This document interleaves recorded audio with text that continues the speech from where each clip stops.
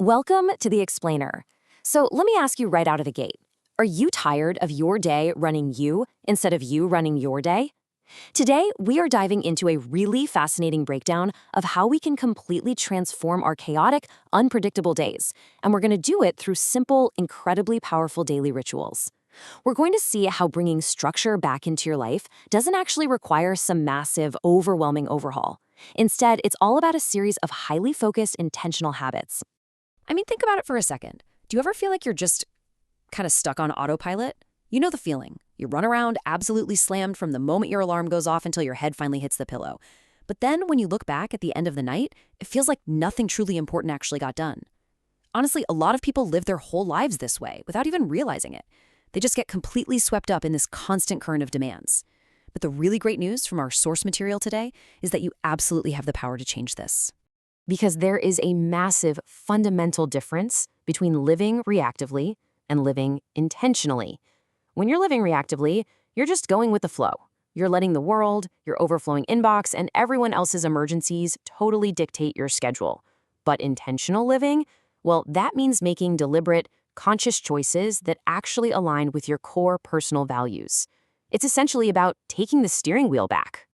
Now, you might be wondering if this means you need to uproot your whole life. Absolutely not. Regaining your purpose doesn't require quitting your job and running off to a month-long spiritual retreat. Living intentionally is simply closing the gap between the life you currently have and the life you actually want. And how do we pull that off? Through small, daily actions. Think of these daily rituals we're about to cover as your personal anchors. They're these little touch points scattered throughout your day that give you space, clarity, and purpose. Okay, let's get right into it with part 1. Powerful morning anchors, setting the direction for your day. 5 to 10 minutes. Seriously, that is all the time you need for our very first ritual, which is morning mindfulness. So many of us wake up and instantly start obsessing over our unending to-do lists, right? Or we immediately grab our phones and check the morning news, which, let's be real, instantly makes you feel anxious. Before your feet even touch the floor, your mind is already hijacked by external demands. So the absolute key here is to just sit still, close your eyes, and simply pay attention to your breath for 5 to 10 minutes. That's it. This quiet time acts as a vital buffer space between you and your worries, and it gives you the power to actually choose how your day begins. And once your mind is nice and clear from that brief pause, we move right into the second ritual, setting a daily goal. It's a simple 3-step process. First, clear your mind. Then, ask yourself what truly matters most today. And finally, choose just one single priority. That priority could be tackling a really demanding project at work, or maybe it's just committing to being fully present for a family member this evening. By defining one clear priority early on, you create immediate direction. Moving on to part 2, simplifying your daily environment, reducing friction to create mental space. Remember this rule of thumb. Anything that demands your attention without adding value is actively draining your focus. Our minds are deeply, profoundly shaped by our physical and digital environments. Think about the visual clutter on your desk, those hundreds of unread emails, the half-finished tasks lying around. They all create this constant, exhausting hum of mental noise. So our third ritual is to set aside just a few minutes each day to actively let go of this excess. Every little thing you do to remove friction from your physical space directly lowers your stress. It cuts down on unnecessary decisions and frees up your mental bandwidth for the things you actually care about. And that perfectly sets up our fourth ritual, which is all about tackling the digital noise we consume. Whenever you watch or read something, just pause, reflect on why you're engaging with it, and ask yourself if it's actually helping you. We all fall into that trap of mindlessly scrolling social media or doom scrolling the news, and usually, it just breeds anxiety and toxic comparison. By intentionally hitting pause and asking yourself this one simple question, you can immediately cut through that digital noise. You'll stay much more present and totally regain control over your emotional state.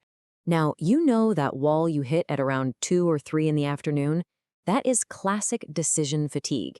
It happens when your brain literally runs out of juice from making way too many small, repetitive choices throughout the day. Think about it. Even the tiny stuff, like deciding what to eat for lunch, how to handle a routine email, or what shirt to wear, all of that is quietly, steadily draining your mental battery. So, how do we plug that drain? We do it through our fifth ritual, systemizing your day. We've got to stop the endless repetition.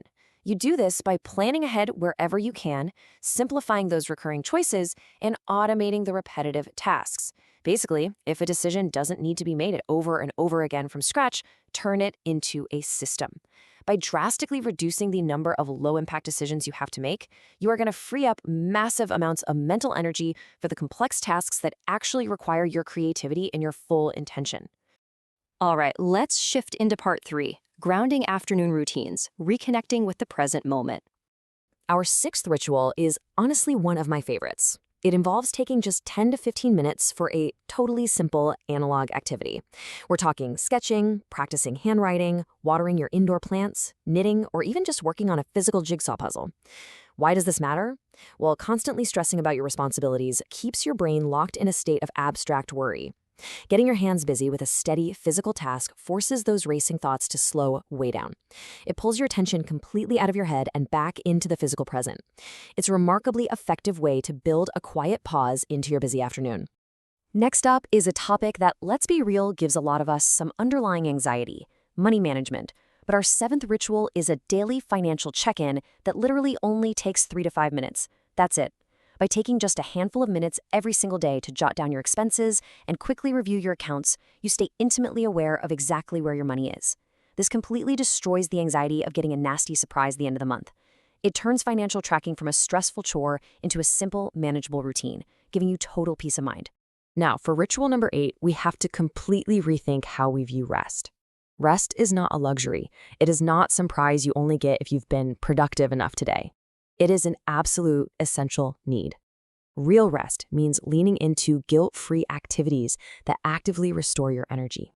Think going for a walk in nature or reading a fiction book just for fun. When you prioritize self-care and treat it as a non-negotiable need, it changes your entire relationship with productivity. Giving yourself permission to take breaks actually allows you to bounce back with way more clarity and focus than before. And that brings us to our final section, part 4, evening closure and reflection, ending the day with balance. Our ninth ritual is keeping a gratitude journal. Right before you go to sleep, take a quick moment to write down just 3 things you are thankful for. And listen, they don't need to be massive, profound revelations. It could just be a really good cup of coffee.